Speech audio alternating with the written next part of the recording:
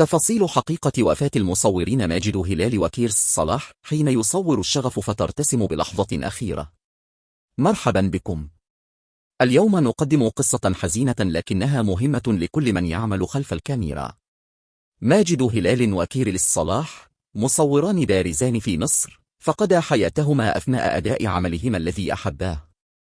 رحلتهما تذكرنا بأن الشغف وحده لا يكفي، والسلامة المهنية أمر لا يمكن تجاهله. من هما ماجد وكيرلس؟ ماجد وكيرلس كانا معروفين بإبداعهما وتميزهما في التصوير. التقطا من خلال عدساتهما أجمل اللحظات والأحداث التي غالبا ما تمر دون أن يلاحظها أحد، من الأعمال الصحفية إلى المشروعات الفنية والإعلانات. كانت عدساتهما تحكي قصصا مميزة. الحادث المأساوي. في يوم الحادث كان في محافظة بورسعيد للحصول على زاوية تصوير مميزة باستخدام ونش. لسوء الحظ تعرضا لسقوط مميت أثناء التصوير. الوسط الإعلامي والفني شعر بصدمة كبيرة، وأظهرت الحادثة مدى خطورة بعض الأعمال حتى على المحترفين.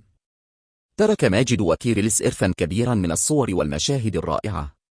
صورهم ليست مجرد مشاهد، بل قصص حقيقية تحكي تفاصيل الحياة والجمال من حولنا. تأملوا أعمالهما وتعلموا من شغفهما، مع تذكر ضرورة العمل بأمان كامل.